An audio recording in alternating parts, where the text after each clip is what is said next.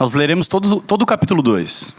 Isso aqui é uma parte bem importante da novela Ruth, que não é da Record,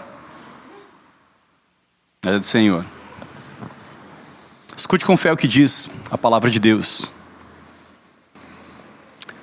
Noemi tinha um parente por parte do marido. Era um homem rico e influente, pertencia ao clã de Elimeleque e chamava-se Boaz. Ruth, a moabita, disse a Noemi: vá recolher espigas no campo daquele que me permitir. Vá, minha filha, respondeu Noemi. Desculpa, vou ler de novo. Ruth, a moabita, disse a Noemi: vou recolher espigas no campo daquele que me permitir. Vá, minha filha, respondeu Noemi. Então ela foi e começou a recolher espigas atrás dos ceifeiros. Casualmente entrou justo na parte... Peguem essa palavra vai ser muito importante nessa pregação. Casualmente entrou justo na parte da plantação que pertencia a Boaz, que era do clã de Elimeleque. Naquele exato momento, Boaz chegou de Belém e saudou os ceifeiros. O Senhor esteja com vocês. Eles responderam: o Senhor te abençoe. Boaz perguntou ao capataz dos ceifeiros: a quem pertence aquela moça? O capataz respondeu: é uma moabita, que voltou de Moabe com Noemi. Ela me pediu que a deixasse recolher e juntar espigas entre os feixes após os ceifeiros. Ela chegou cedo e está em pé até agora. Só sentou-se um pouco no abrigo. Disse então Boaz a Ruth: ouça bem, minha filha, não vá colher noutra lavoura, nem se afaste daqui. Fique com as minhas servas. Preste atenção onde os homens estão ceifando e vá atrás das moças que vão colher. Darei ordem aos rapazes para que não toquem em você. Quando tiver sede, beba a água dos potes que os rapazes encheram. Ela inclinou-se, prostrada com o rosto em terra, e exclamou: porque achei favor aos seus olhos, a ponto de o Senhor se importar comigo, uma estrangeira. Só um parêntese rapidinho aqui. Nós não cantamos agora exatamente isso? Apesar dessa glória que tens, tu te importas comigo também. Boaz respondeu: contaram-me tudo o que você tem feito por sua sogra, depois que você perdeu seu marido, como deixou seu pai, sua mãe e sua terra natal para viver com um povo que você não conhecia bem. O Senhor lhe retribua o que você tem feito. Que seja ricamente recompensada pelo Senhor, o Deus de Israel, sob cujas asas você veio buscar refúgio. Nós não lemos no Salmo 91 que aqueles que se achegam ao Senhor, Ele cobre com as suas asas e os protege?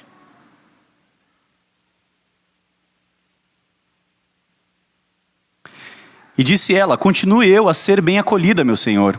O Senhor me deu ânimo, encorajou a sua serva. E eu sequer sou uma de suas servas. Na hora da refeição, Boaz lhe disse: vem cá, pegue um pedaço de pão e molhe no vinagre ou no vinho, em algumas traduções. Quando ela se sentou junto aos ceifeiros, Boaz lhe ofereceu grãos tostados. Ela comeu até ficar satisfeita e ainda sobrou. Quando ela se levantou para recolher espigas, Boaz deu essas ordens aos seus servos: mesmo que ela recolha entre os feixes, não a repreendam. Ao contrário, quando estiverem colhendo, tirem para ela algumas espigas dos feixes e deixem-nas cair para que ela as recolha, e não a impeçam. E assim Ruth colheu na lavoura até o entardecer.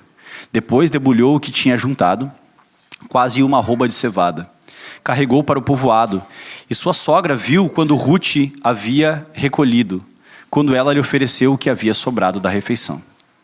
Então Ruth comeu até ficar satisfeita, guardou a marmitinha, né, um marmitex ali para a sogra, e levou para a sogra a comida ainda.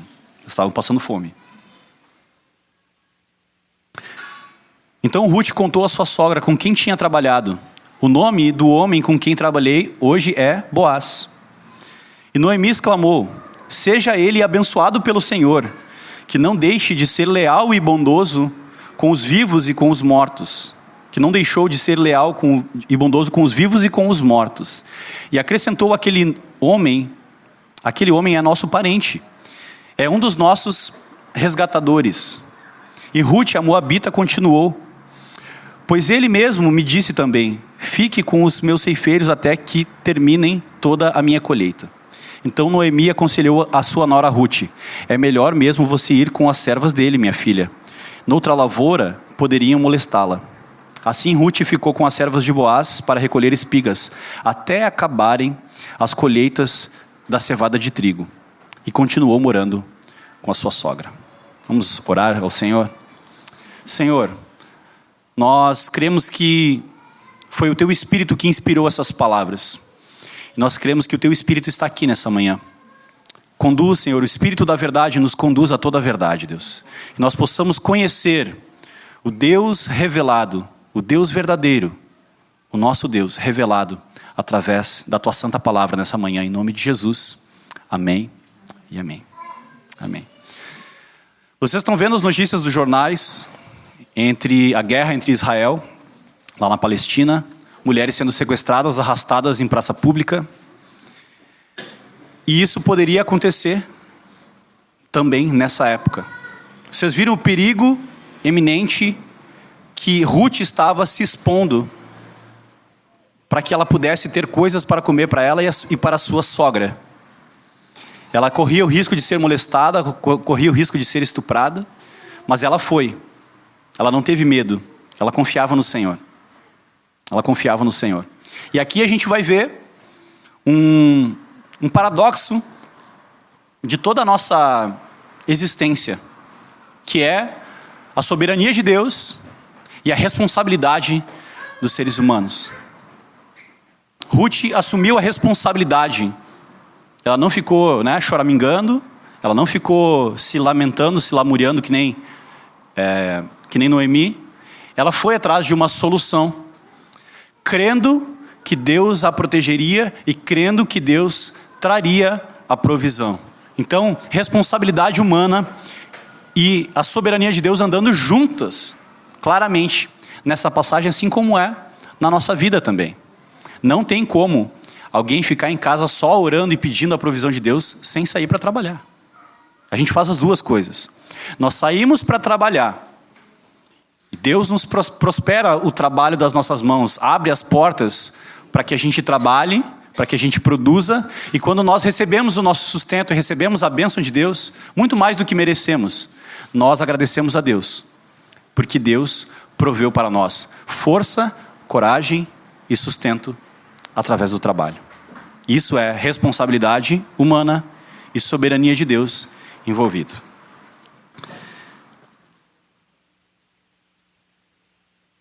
Aqui a gente chegou, ao encontro, encontramos Boaz. Depois da pregação de domingo passado, as mulheres estão pensando assim: agora ele vai falar para os homens. E a gente vai falar mesmo. Mas antes disso,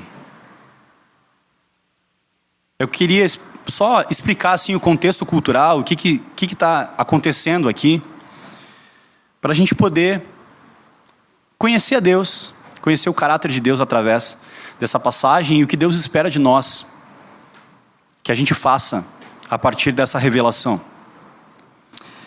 Muitas pessoas têm muitos problemas assim com a lei de Deus. Isso é do Antigo Testamento. Eu já falei sobre isso. E aqui a gente vê claramente, tem duas leis muito importantes nessa passagem, que estão em prática aqui, no livro todo. Tem duas leis do Antigo Testamento que são muito importantes. Uma delas é a lei do levirato.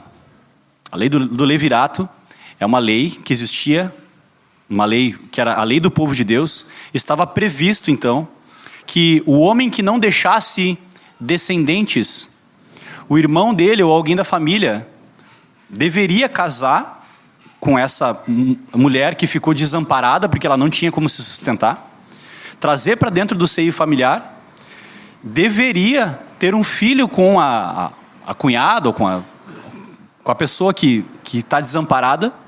E esse filho que nasceria dessa relação seria filho do falecido, seria herdeiro do falecido e não dessa pessoa com quem ela teve filho, para que a descendência pudesse continuar e para que esse filho pudesse cuidar da viúva, cuidar das pessoas da família, porque era a responsabilidade do homem fazer isso, né? Então, só que convenhamos que essa é uma lei bem difícil, né, de ser cumprida, e muitos homens fugiam dessas responsabilidades naquela época. Mas olhando para essa lei, a gente vê claramente o caráter de Deus, o caráter cuidadoso de Deus, cuidando das mulheres, cuidando para que não faltasse sustento e provisão, e nem descendência para as mulheres. E é isso que está em jogo aqui. Tanto que quando Noemi fala assim, que Boaz ele foi benevolente, foi leal e benevolente para com os vivos e para com os mortos. Porque quando Boaz está cuidando de Ruth e de Noemi, ele está sendo benevolente para com os mortos que não conseguiram permanecer vivos e cuidar da responsabilidade deles, que era Noemi e Ruth. É disso que ele está falando. Boaz, ao cuidar de uma pessoa viúva e desamparada, ele está sendo benevolente também com os mortos nesse sentido. Então, a gente vê nessa lei, ao invés de ser uma imposição autoritária e severa de Deus, como as pessoas costumam ver a lei de Deus, a gente vê aqui o caráter misericordioso, bondoso e cuidadoso de Deus para com as pessoas. É para isso que as leis existem. As leis existem para nos trazer proteção, cuidado, para que não haja abusos. Então Deus tinha essa lei já programada, né? E essa lei não valia para os outros povos, não valia para os moabitas, por exemplo, não valiam para os outros povos. Essa lei, ela valia para o povo de Deus. Essa é a lei de Deus, lei do povo de Deus. Então olha aqui, ó, se vocês quiserem ler e entender onde é que está essa lei, ela está no livro que o pessoal não gosta muito de ler, chamado Levítico 19, 9 e 10, que diz assim: quando fizerem desculpa, eu estou falando de outra lei agora, tá? Que é a lei da colheita. Eu vou ler aqui, ó. Quando fizerem a colheita da sua terra, não colham até as extremidades da lavoura. Deus está dizendo para as pessoas: tu tem um campo, esse campo não é teu, esse campo é meu, eu te dei. A terra prometida foi dada por Deus. Essa era a lógica. O povo de Deus recebeu a terra prometida, que eles não iam conseguir conquistar sozinhos, de Deus. Então essa lavoura, ela precisa me glorificar. Ela não é só para tu enriquecer e tu ficar andando de carro importado, de Lamborghini para baixo e para cima. Não, essa terra que tu produz o teu sustento, ela precisa abençoar as pessoas. E como tu vai fazer isso? Quando fizerem a colheita da sua terra, não colham até as extremidades da sua lavoura. Não ajuntem as espigas caídas na colheita. Não passem 2 vezes pela mesma vinha, nem apanhem as uvas que tiverem caído. Deixem-nas para o necessitado e para o estrangeiro. Eu sou o Senhor, o Deus de vocês. Olha o cuidado de Deus com as pessoas necessitadas, com aquele que não tem. Na colheita não podia passar 2 vezes pelo mesmo lugar, ficou para trás, alguém vai juntar, não vai se perder. Tudo está, até a espiga que cai pelo caminho, está debaixo da soberania de Deus. Ela vai servir para o propósito da glória de Deus. É isso que está acontecendo aqui, soberania de Deus, a lei de Deus. E as pessoas, né, as pessoas carentes, elas comiam, se alimentavam e podiam vender, que era o caso aqui de Ruth. Ela juntou uma grande quantidade de espigas e ela conseguiu se manter a partir disso.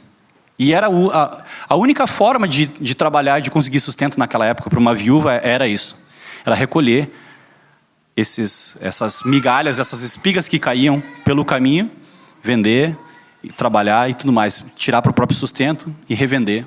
Essa era a única maneira de se ter sustento. E Deus havia pensado e escrito na sua lei até esses detalhes. Olha como a lei de Deus, como diz Davi, a lei de Deus é perfeita e revigora a alma. A lei de Deus é perfeita, nós é que somos maus. Sabe por que a gente não gosta da lei de Deus? Porque nós somos maus. Nós não estamos dispostos a obedecer aquilo, a boa vontade de Deus para a nossa vida. Essa é a verdade. Quando nós lemos a lei de Deus, e que coisa difícil isso aqui, né? É porque nós somos maus. Nós queremos viver para a nossa própria glória. Nós queremos viver para nós mesmos. Mas aqui o Senhor diz que nós devemos viver para a sua glória em cada detalhe, até na espiga que nós colhemos. Uma aplicação possível para a nossa reflexão aqui é como nós usamos o nosso dinheiro. O dinheiro do seu trabalho, ele é usado apenas para o seu deleite, para o seu próprio benefício? Será? O Rodrigo pregou aqui sobre avareza, né? Sobre dinheiro. A pregação mais difícil da vida dele. E é difícil falar de dinheiro, porque o dinheiro é um Deus falso. O capítulo que nós lemos do livro agora falava sobre dinheiro, não falava? Nós não falamos sobre isso. Falamos sobre a avareza, sobre o amor ao dinheiro e sobre como é que a gente vê se a gente está sendo avarento ou não, se a gente está agradando a Deus ou não com a nossa vida. O dinheiro que nós recebemos de Deus, né, através do nosso trabalho, ele é usado apenas para o nosso benefício, para o benefício da nossa família? É óbvio que a gente tem que cuidar da nossa família, não estou dizendo isso. Mas é apenas para o nosso benefício, para o nosso enriquecimento e para a nossa acumulação? O nosso salário, aquilo que nós ganhamos do Senhor, tem abençoado outras pessoas? No culto passado eu desafiei os irmãos aqui a convidarem alguém para ir na casa um do outro, chamarem alguém para ir na sua casa, oferecer o pão, dividir o pão. Pega o dinheiro do seu salário e faz uma janta para alguém. Convida alguém para ir na sua casa, alguém que não tem, e de preferência, uma viúva, alguém necessitado, e faz um banquete. Faz uma comida boa para alguém que não tem condições de comer aquilo. Assim você vai estar glorificando a Deus com as suas finanças. Assim como Boaz, que era um homem rico, estava glorificando a Deus. A produção de Boaz não era só para ele. Dá para ver que ele abençoa os seus servos, ele trata os seus servos com dignidade. E também a viúva, o pobre e o necessitado. E isso é cumprir a lei de Deus. Qual é o propósito de Deus para a nossa vida? Lá em 1 Tessalonicenses vai dizer que o propósito de Deus para a nossa vida é a nossa santificação. A nossa santificação, ela vem através da observância e da prática da lei de Deus. Nós olhamos para a lei e daqui nós tiramos esses princípios de generosidade, de boa mordomia. E assim nós vamos agradar a Deus. Você quer agradar a Deus? Não adianta dizer assim, você quer agradar a Deus, seja como Boaz. É vago ainda. O que Boaz estava fazendo? Estava administrando bem os recursos que Deus tinha colocado nas mãos dele. E estava também observando a viúva, o pobre e aquele que não tem condição. Era isso que estava acontecendo aqui. Então, ser como Boaz, não adianta só o pastor dizer assim, não, você tem que ser como Boaz, não pode ser como Elimeleque. O que é isso que quer dizer? Você precisa fazer a vontade de Deus para a sua vida. E a gente aprende qual é a vontade de Deus através da lei do Senhor. Boaz significa homem forte. Homem forte. E aqui eu acho interessante como... eu acho muito interessante como a força de Boaz não é uma força física. Porque aqui no texto não tem nenhuma descrição física de Boaz, mas tem uma precisa e profunda descrição do caráter de Boaz, de como ele age com as pessoas. Então a força de Boaz não vem dos seus músculos, mas vem do seu caráter. É isso que Deus está dizendo para nós. Um homem forte é um homem de caráter. Um homem que teme a Deus. E é isso que a Bíblia está dizendo para nós. Então a fortaleza de Boaz não estava na sua riqueza e nem na sua força física. Mas o texto deixa bem explícito que a força de Boaz está no fato de ele ser um homem temente a Deus e de caráter. Essa Bíblia é muito pesada. Vou ficar moderninha assim com o tablet na mão. Ruth era uma mulher viúva estrangeira. Ela estava totalmente vulnerável. Ela corria o risco de ser abusada, pois mesmo estando em Israel, o povo tinha se afastado da lei de Deus. Quando o povo se aproxima da lei de Deus, o povo se torna justo, a imagem e semelhança do Deus da lei. Vocês lembram que no capítulo 1, o livro de Ruth começa assim, ó, no tempo em que julgava os juízes. Não começa assim o livro? O tempo que julgavam os juízes era um tempo de afastamento da lei de Deus. O povo não estava nem aí para a lei de Deus. Ou seja, o risco de Ruth ser abusada era iminente. Tanto que isso aparece 2 vezes nesse capítulo.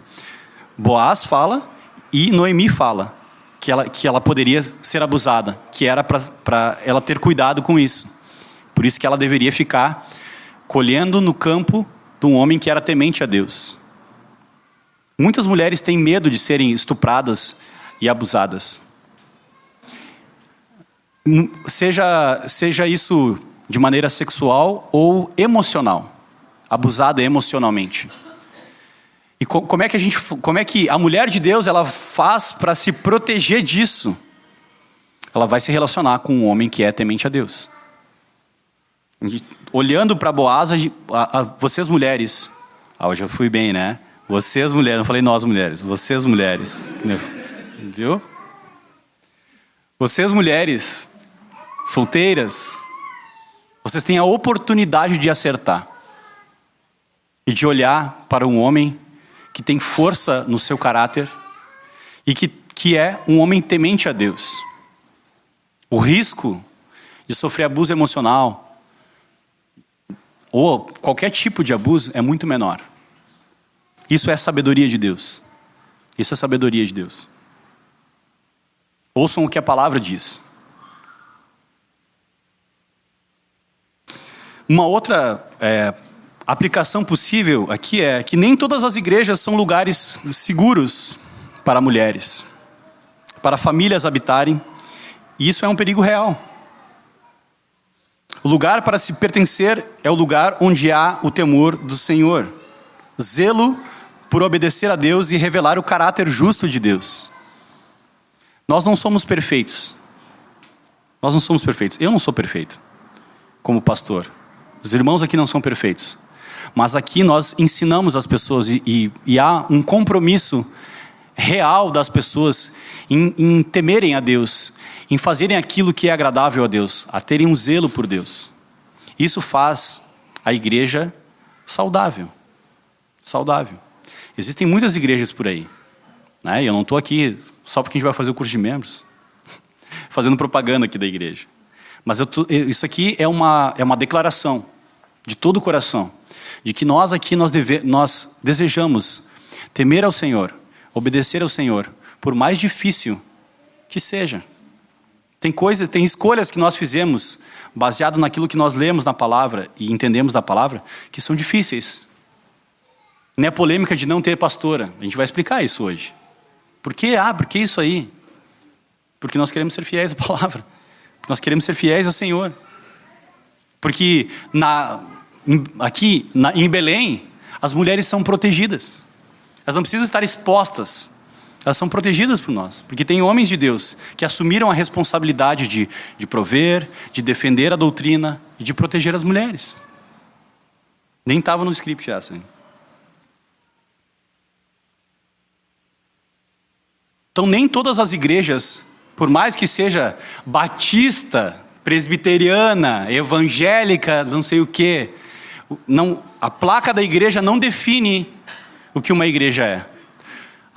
O compromisso que as pessoas têm com Deus e o zelo e temor que elas têm para com Deus e para com a sua palavra definem a saúde de uma igreja. Isso sim.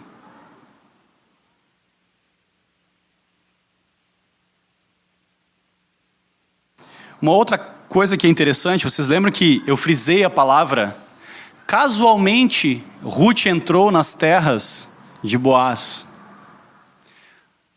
No início do capítulo 2, aqui está apresentando o personagem. Deixa eu só ler aqui para vocês. Noemi tinha um parente por parte do marido. Era um homem rico e influente que pertencia ao clã de Elimeleque e chamava-se Boaz.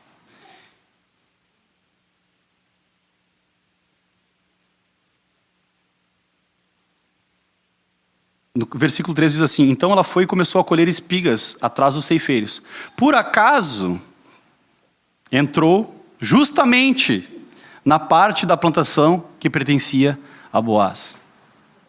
Irmãos, nada é por acaso. Isso aqui é uma figura de linguagem. Ele está ironizando. O autor que está escrevendo esse livro está ironizando ele. Por acaso, né?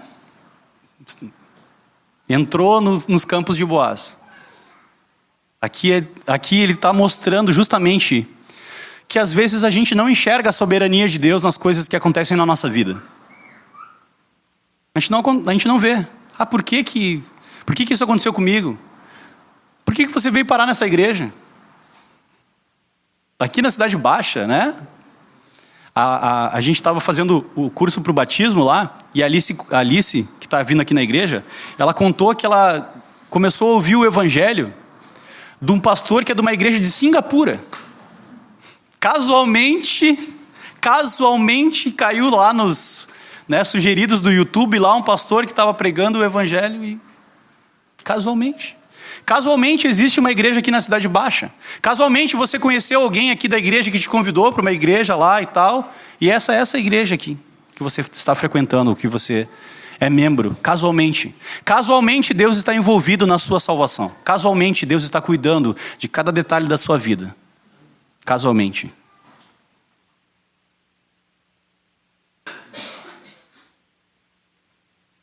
Nada é por acaso na nossa vida. Deus conduz cada um dos seus eleitos para os campos seguros do Senhor. Consegue olhar a beleza dessa verdade de Deus? Ruth saiu de Moabe, veio para uma terra desconhecida, hostil, uma terra hostil, que ela poderia ser abusada sexualmente a qualquer momento.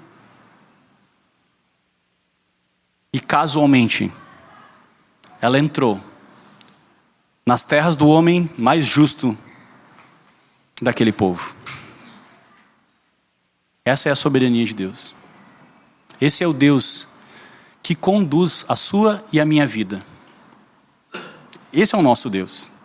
Esse é o nosso Deus. Deus está na condução das nossas vidas. E Ele vai nos conduzir sim em segurança para a sua vontade.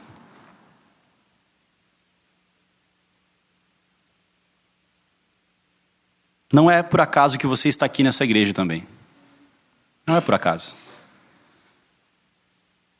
Se você está aqui, Deus quer trabalhar. Deus está falando com você. Você precisa sair da sua casa no domingo, seja de manhã ou de noite. Você precisa sair da sua casa e vir aqui com um coração de Ruth, ouvindo atentamente o que está acontecendo, olhando atentamente para aquilo que está acontecendo aqui. Porque Deus está, de maneira ativa, trabalhando para a sua salvação.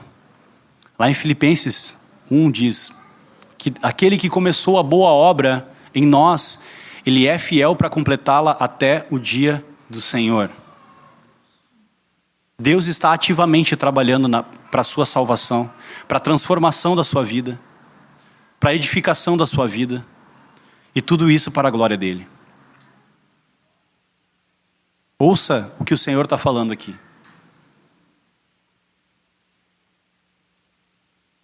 Deus quer trabalhar em você, quer te guardar, quer te alimentar e quer se revelar a você, revelar o seu caráter para você. E você está no lugar certo, porque foi Deus que te trouxe até aqui. Essa é a minha fé, minha esperança. Aqui nós vemos duas coisas nesse capítulo também, que é trabalho duro de Ruth e a generosidade e prosperidade de Boaz. O texto diz que Ruth levantou de manhã cedo e foi colher espigas e trabalhou de uma maneira que impressionou até os empregados de Boaz. E trabalhou até o pôr do sol. Trabalho duro. O povo de Deus trabalha duro. A gente não está isento disso. Deus nos criou para o trabalho. Esse é um ponto importante. Deus nos criou para o trabalho. Nosso Deus é um Deus que trabalha. Eu não falei que Deus está trabalhando na sua salvação. Nós também devemos trabalhar como Deus trabalha. Para a nossa salvação, para a nossa santificação e para o nosso sustento. Deus faz questão. Pensa assim, tenta enxergar isso, tá? Quando você sai do seu trabalho, você vai lá trabalhar. Deus é o dono do campo. E é Ele quem vai deixando essas espigas no meio do caminho para que você colha. É assim que funciona. Ah, mas eu não entendo como é que eu recebi aquela oportunidade. Como é que Deus me deu tanta capacidade para passar num concurso? Por que quem trabalha com vendas, então, vê Deus assim, largando espiga pelo meio do caminho, né, Edson? O tempo todo. O tempo todo. Nós somos criados para o trabalho também. Então há o trabalho duro de Ruth e a generosidade de Boaz. Então a gente deve trabalhar duro, mas a gente também deve ser generoso com os nossos recursos. Não adianta a gente só trabalhar duro para receber a bênção de Deus, né? Aquilo que Deus nos dá, para gastar tudo consigo mesmo. Então são esses dois conceitos: generosidade e trabalho duro. Isso faz parte, deveria fazer parte do caráter do povo de Deus.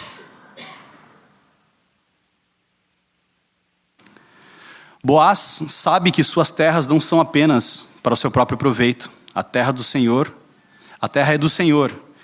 E Boaz era o mordomo dessa terra. Ele produzia e abençoava todos aqueles que estavam debaixo da sua tutela. Talvez você seja, né, chefe de uma empresa, tem ali uma barbearia, tem um negócio. Olha a forma como Boaz tratava os seus empregados. Olha a forma como ele tratava as pessoas. Quando a gente pensa em uma pessoa santa, a gente olha para a vida de Boaz e a gente enxerga uma pessoa santa. Boaz era um cara rico, poderoso, mas ele era humilde. Ele não tratava ninguém com desprezo, nem o mais necessitado, nem o mais desgraçado, entre aspas. Boaz tratava com indiferença ou com superioridade. Boaz, sendo o senhor de toda a terra, ele tratava com graça e com humildade os seus servos, suas servas, inclusive a viúva necessitada que tinha entrado no seu campo para colher aquilo que caía pelo caminho. Esse homem era um homem santo. Esse homem mostrava o caráter de Deus com as suas atitudes. O caráter de Deus com as suas atitudes. Nós devemos olhar para isso e repensar olhar para o nosso coração e ver a forma como nós tratamos as pessoas. Dentro do relacionamento, dentro do casamento. Como a mulher trata o marido. Às vezes, a mulher trata o marido como escravo, né? Mas tu não fez isso aqui. Tu acha que Boaz tratava Ruth melhor do que algumas mulheres tratam seus maridos? Ou vice-versa. É ou não é? Então, para que um relacionamento seja um relacionamento saudável, um relacionamento que reflita a glória de Deus, é preciso, é necessário humildade de ambos. De ambos. Quer ter um relacionamento saudável, leve? Essa palavra é bem atual, né? Um relacionamento leve, fluido. Trate o seu cônjuge com humildade. Humildade é uma das virtudes mais importantes para se ter um casamento saudável. E ela só é adquirida conhecendo a Deus, temendo a Deus e a lei de Deus. E é isso que a gente está aprendendo aqui com Boaz. Humildade no trato com as pessoas. A gente precisa aprender a se relacionar. A gente precisa aprender a amar as pessoas, a respeitar as pessoas com a dignidade que foi concedida por Deus. A gente precisa disso. A gente precisa olhar para essa passagem, não para idolatrar Boaz. Agora a gente vai ter um quadro de Boaz na nossa sala, né, com as virtudes ali e tal, as 7 virtudes de Boaz. Não, não é isso. A gente precisa olhar para esse personagem que existiu, que é um personagem histórico, da história do povo de Israel. A gente precisa olhar para ele e precisa clamar ao Deus dele, que é o nosso Deus. Deus nos transforma à tua imagem e semelhança, de glória em glória. Nos ajuda a ser humilde como Boaz e como descendente de Boaz, Jesus. Boaz é exatamente isso. Ele é uma prefiguração de Jesus. No Antigo Testamento existem várias aparições e vários personagens que aparecem que vão apontar diretamente para o caráter de Jesus lá na frente. Boaz é uma imagem ainda imperfeita do nosso Redentor e Resgatador perfeito, que é Jesus.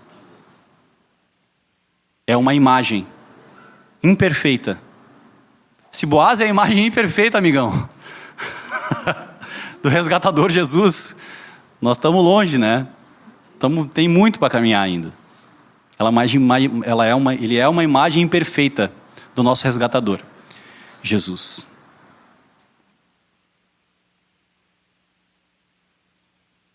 Boaz mostra um amor sacrificial e benevolente com todos. Com todas as pessoas, com servos, com Ruth, porque ele tem essa consciência de quem ele é e de qual é o seu papel em Deus. Ele sabe quem ele é diante de Deus. Ele vive corandeu, ele vive diante de Deus. Você já percebeu que quando você ora, você fica mais humilde? Falando sério, isso é seríssimo. Quando você dobra os seus joelhos.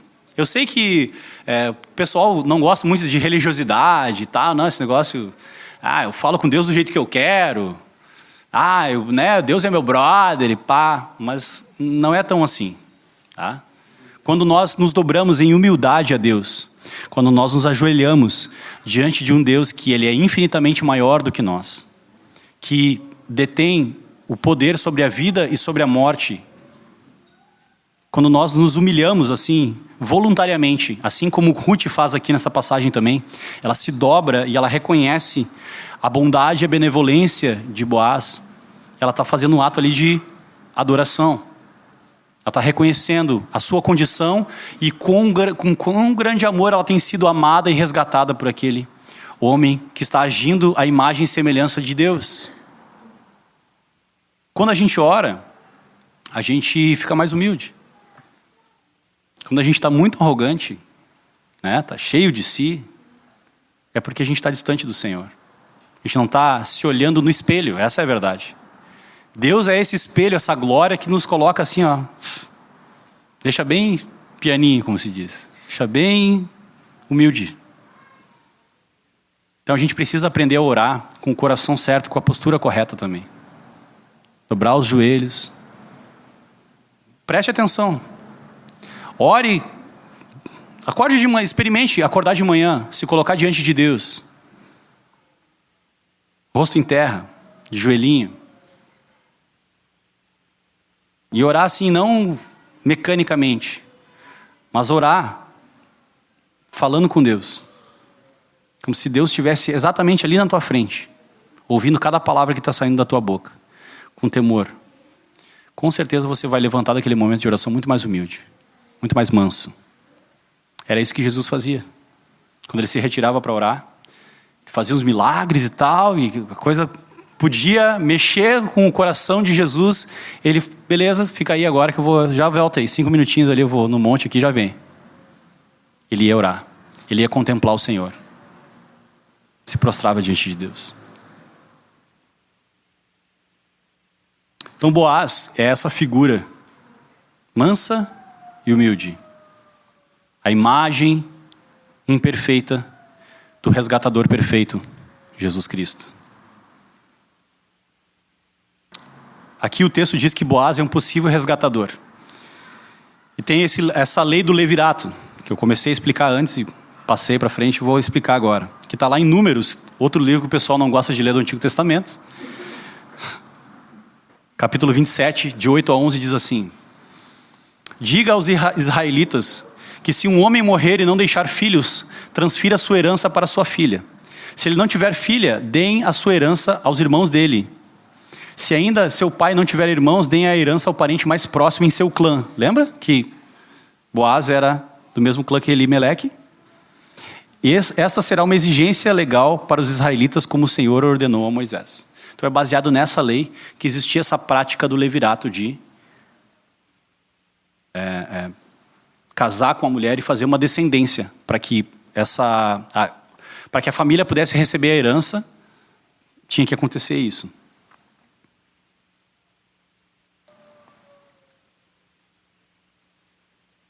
A gente falou aqui a respeito já venho falando na série, né, sobre o amor Hesed, que é o amor sacrificial, benevolente e leal. A gente vê aqui essa atitude nas duas pessoas. Boaz sendo benevolente, leal, sacrificial e misericordioso com Ruth e com Noemi, consequentemente. Ele está apontando para esse amor sacrificial de Deus para conosco. Isso aqui é só... A gente não chegou na parte... Ele só está apresentando aqui os personagens. Então, esse segundo episódio, esse segundo capítulo, está apresentando Boaz. Está apresentando o caráter de Boaz. Quem é esse tal de Boaz? Quem é esse cara que vai assumir essa responsabilidade tão grande de casar com uma moabita, alguém que não tinha, né, nenhum prestígio naquela sociedade? Pensa que isso era um escândalo. Pensa que isso era um escândalo. Era um escândalo. Vamos tentar fazer uma analogia moderna? É um cara de bens casar com uma mendiga. Alguém que para as pessoas da sociedade não tem algum valor. É mais ou menos isso. Mais ou menos isso. Mas Boaz viu em Ruth algo que as outras pessoas não viram. Mas mesmo assim, não é sobre o caráter de Ruth. Aqui pode ser uma armadilha. A gente pensar que podia, se eu fosse um pregador coach, agora nesse momento eu ia exaltar o caráter de Ruth lá em cima e dizer que Boaz viu o caráter de Ruth, então ele se apaixonou e tal, e Ruth tem um valor inestimável. Não é isso que a passagem está dizendo. Não é isso que a passagem está dizendo. A passagem aqui ela está falando sobre o Evangelho. Que Deus salva pessoas que não têm valor. Assim como Ruth era uma moabita que não tinha valor. E Boaz escolheu sacrificar a sua reputação. Escolheu, né, não abrir mão dos seus bens, mas escolheu dar os seus bens para alguém que não tinha valor. Dar toda a sua glória, o seu caráter, o seu amor para alguém que não tinha valor. Esse aqui é o ponto. Esse é o ponto-chave dessa passagem. Porque Boaz figura exatamente Cristo. Cristo. Nós devemos adorar a Deus na mesma postura que Ruth fala com Boaz. O entendimento profundo do Evangelho passa, e é por isso que o problema é quando a gente acha que Deus ele deveria nos amar porque a gente é bom, ou porque a gente merece o amor de Deus. Não, a gente não merece o amor de Deus. O amor de Deus ele é uma consequência do caráter Hesed, da benevolência e da misericórdia de Deus, mesmo em detrimento dos nossos pecados.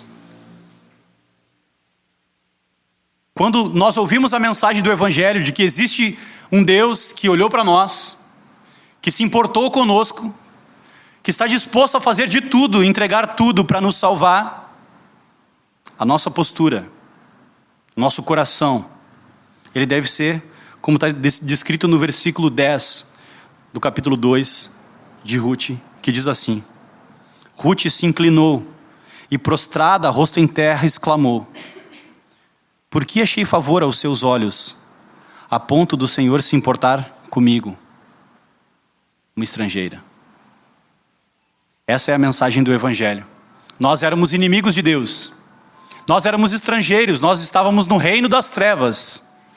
Então Deus veio em nossa direção, como Boaz veio na direção de Ruth, e nos resgatou.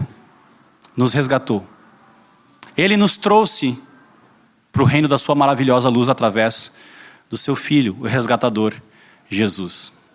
Ruth não é sobre o bom caráter de Boaz, ou as virtudes da mulher virtuosa de Provérbios 31 refletida em Ruth, mas é sobre um Deus resgatador e misericordioso, que salva aqueles que não merecem, assim como eu e você. Essa mensagem é a mensagem do livro de Ruth. A mensagem de Ruth é a mensagem do Evangelho. Nós somos esses moabitas que não valiam nada diante dos olhos das pessoas. Mas por causa do amor benevolente, Hesed, de Deus, Ele enviou o seu Filho Jesus para nos resgatar do pecado, da morte, da miséria, da fome espiritual, do desespero. Essa é a mensagem do Evangelho. E é isso que nós vamos celebrar hoje aqui. Nós vamos celebrar o amor de Deus, o sacrifício de Deus pelas nossas vidas. Conscientes. E é muito importante nós termos essa consciência de que nós não tínhamos valor, mas Ele pagou tudo por nós. Por que nós não tínhamos valor? Por causa do nosso pecado.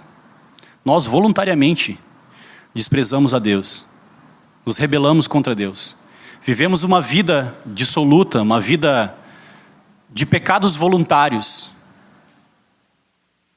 Mas apesar disso, Deus prova o seu amor para conosco, em que Cristo morreu por nós, sendo nós ainda pecadores. Essa é a mensagem do Evangelho. Ruth não é sobre Ruth nem sobre Boaz. E não é uma novelinha de amor para nos emocionar. Ou alguns conselhos morais de como um homem deve ser ou como uma mulher deve ser. Também existem esses conselhos. Também é importante olhar para isso. Mas acima dessas mensagens, existe a mensagem do Evangelho, que é a mensagem que todos nós precisamos ouvir, que é o poder de Deus para a salvação de todos os homens.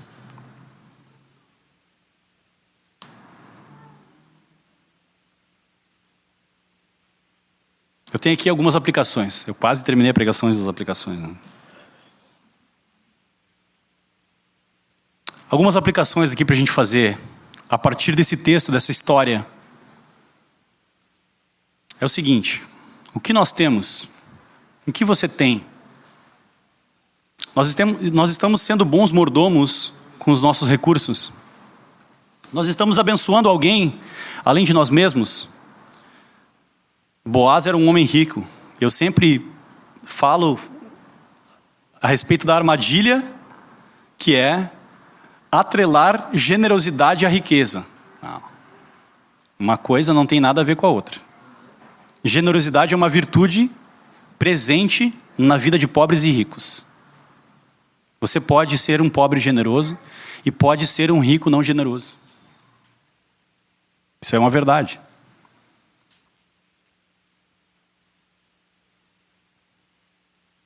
O Evangelho nos chama a ser ricos em boas obras. Nós temos que fazer boas obras na medida em que Deus nos acrescenta bênçãos. A nossa generosidade e as boas obras que nós fazemos devem ser proporcionais àquilo que Deus coloca na nossa mão.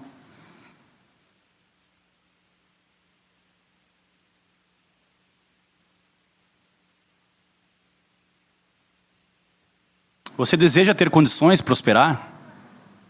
Para quê? Para quem? Você pede para que Deus te abençoe, para que você ganhe muito dinheiro, para quê? Para você mesmo. Desculpa assim o linguajar, mas Deus não é otário. Deus não é otário. Ele não vai ficar dando dinheiro e dando bênçãos para pessoas que são extremamente egoístas e avarentas. Enquanto Deus não tocar no seu coração de que você precisa ser generoso, talvez Ele também não te abençoe financeiramente. Essa é uma possibilidade. A prosperidade de Boaz é proporcional à sua generosidade. Por causa do temor que ele tinha no Senhor. Por causa do seu caráter. Por ele ser também um bom administrador. Nós precisamos ter a consciência, assim como Boaz tinha, de que tudo que nós temos é do Senhor. Tudo que nós temos é do Senhor. O seu carro é do Senhor. Sua casa é do Senhor. Você está disposto a dar uma carona de vez em quando para os irmãos, levar os irmãos em casa? Por que você quer um carro melhor então? Só para andar mais confortável? Você quer uma casa maior para quê? Para encher de coisa que tu não precisa? Ou para receber os irmãos? Você quer mais prosperidade para poder receber mais pessoas na sua casa? Para poder ajudar alguém que está precisando, o irmão que alcançar para um irmão que está precisando? Nós precisamos sondar o nosso coração para ver onde é que está o nosso coração. Se está no dinheiro e no nosso próprio conforto, ou se está no Senhor. Um outro ponto, uma outra aplicação aqui é: nós temos revelado o caráter de Deus através dos nossos relacionamentos. Nós temos revelado o caráter de Deus através dos nossos relacionamentos? Será que a forma como eu trato a minha esposa, ou será que a forma como eu trato o meu esposo, faz com que ele se apaixone mais pelo Senhor e queira se relacionar com o Senhor, ou menos? Será que ir na igreja adianta alguma coisa para o meu casamento? Será que ouvir o Evangelho semana após semana surte algum efeito na minha vida, a ponto do meu marido ou minha esposa perceber? Essa é uma questão. Você precisa sair daqui hoje disposto a revelar o caráter de Deus no seu casamento, no seu relacionamento.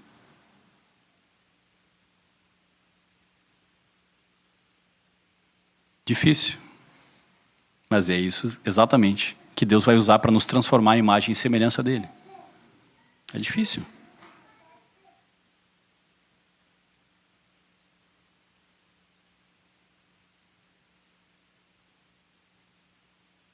Muitos maridos e muitas esposas não vêm para a igreja por causa do mau caráter dos seus cônjuges. Isso é uma verdade. Isso é uma verdade. Não é apenas a única condição envolvida para alguém que está separado, né? Uma pessoa que está na igreja e que o cônjuge não está na igreja. Mas é uma questão importante.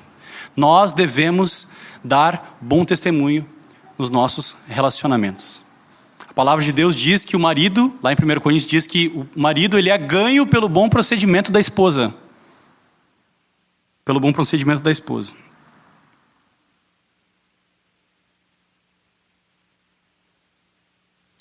Eu sempre falo bem da Andressa, eu vou contar uma coisa agora. Agora hoje é o dia. Teve uma época que a Andressa estava bem rebeldinha. Tu mesmo. Tava bem rebeldinha. Tava assim e tal, mas é porque eu também tava mal espiritualmente. Eu não tava, sabe, eu tava muito santo na igreja, pouco santo em casa. Isso não é verdade. Pastores também têm esse problema de hipocrisia, sabia? Acontece, né? Ou acontece só comigo, não sei. É sempre só comigo, né? Nunca com vocês. Já entendi isso aí. E aí Deus falou comigo a respeito disso. De que eu deveria ganhar minha esposa por causa do meu caráter. Por causa do temor a Deus. E ela é testemunha. Se vocês perguntarem para ela, ela vai dizer. Que eu estava lá em oração. Ela estava lá rebeldinha, eu estava lá em oração, perseverando em oração. E não só orando para que Deus transforme o coração. Vocês entendem como pode ser uma coisa bem hipócrita isso? Eu sei que eu estou adiantado aqui no horário, mas é importante a gente falar essas coisas. Então eu vou falar. Olha como a gente pode ser hipócrita. Ai, mas eu oro tanto para que a minha esposa ela melhore e tal, não sei o quê. Mas essa oração ela não se transforma numa atitude positiva. Essa oração não tem efeito algum porque ela não te transforma. Quando a gente ora para que nossa esposa seja transformada, Deus vai te transformar. E te transformando, te melhorando, vai inspirar a tua esposa a olhar para o Senhor e a ser transformada também. Entendeu? É isso que acontece. Esse é o processo. Às vezes a gente quer que venha uma pombinha assim, né? E pouse sobre a cabeça da esposa e transforme o coração dela e adocique o coração. Não é tão assim às vezes. Às vezes é mais prático. Às vezes é a gente que tem que morrer. Ser transformado, né? Ser lapidado pelo Senhor. Para que a nossa esposa veja. Assim como Ruth, ela viu o caráter benevolente de Boaz. Ruth viu a forma como Boaz tratava os seus empregados. Ruth viu a forma como ele estava tratando ela. Fica a dica, hein? A forma como ele estava tratando ela. E Ruth, então, reconheceu o valor de Boaz, o caráter de Boaz. É isso que precisa acontecer, de maneira bem prática. Uma aplicação bem prática para os nossos dias. Então nós temos revelado o caráter de Deus através das nossas atitudes e através da forma como nós tratamos as pessoas. Não só, eu sei que eu falei bastante sobre marido e mulher, mas isso é em tudo, na forma, no nosso trabalho. A gente é portador da imagem de Deus. Nós devemos revelar a Deus através do nosso caráter. Pai, esse cara é diferente. Essa guria é diferente. Ele trata as pessoas com mansidão, com carinho, com benevolência. Ele é diferente. E assim a gente vai ter oportunidade de falar a respeito do Evangelho e da salvação, através do Deus verdadeiro. Última aplicação, então, para com esse ranço do Antigo Testamento. A lei de Deus é perfeita e revigora a alma, diz Davi. Nós precisamos... Eu vou fazer uma aplicação legal aqui, tá? Boaz nunca leu o Novo Testamento. Sabia? Então Boaz confiava em Jesus. Boaz era um homem de caráter. Ele nunca nem sabia que existia Novo Testamento. Ele só tinha a lei de Deus. E a lei de Deus foi suficiente para revelar o Deus verdadeiro e transformar o caráter de Boaz. O que eu estou fazendo aqui, eu estou apontando Jesus através do livro do Antigo Testamento. E a gente precisa conhecer a Deus também no Antigo Testamento. Mas mais do que isso, o nosso Deus, Ele revela o seu caráter e quem Ele é através da lei. Como eu falei a respeito dessas leis, que nós falamos do levirato, a lei da colheita das espigas, nós vemos o caráter bondoso, misericordioso e guardador de Deus revelado na lei. Esse é o nosso Deus. Esse é o Deus que nós cremos e nos submetemos a Ele. Boaz demonstra um conhecimento profundo do que Deus espera dele como servo. Não é? Enquanto o povo todo tinha se afastado da lei de Deus, Boaz se mantinha firme naquilo que ele sabia e aquilo que ele sabia que Deus esperava dele. Boaz é um remanescente fiel do povo de Deus, aquele que permanece na lei, que permanece firmado na palavra, vamos usar esses termos. Não relativiza a palavra. Ah, mas a Bíblia diz isso, mas não é bem assim. Não é assim que Deus espera que você faça. A vontade dele está claramente revelada nas páginas das Escrituras. É o nosso coração rebelde que tenta dar jeitinho brasileiro, tenta, não sei, não é bem assim, porque não, os dias de hoje, não. A lei de Deus é perfeita e revigora a alma. Nós é que devemos ser lapidados e moldados pela palavra de Deus. Não tem como ser Boaz ou Ruth sem a palavra de Deus. Eles conheciam o Deus verdadeiro através da lei do Senhor e da palavra de Deus. Nós precisamos todos os dias da palavra de Deus. Não adianta eu dizer para você, você precisa ser como Ruth, você precisa ser como Boaz. Não adianta nada disso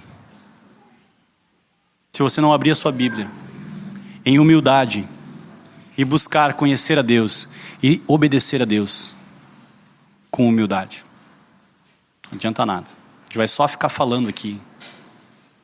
O meu desejo, a minha oração é para que todos nós levemos a palavra de Deus a sério, assim como Ruth e Boaz levavam. Esse é o meu desejo e a minha oração. Para a sua vida e para a minha vida. Amém?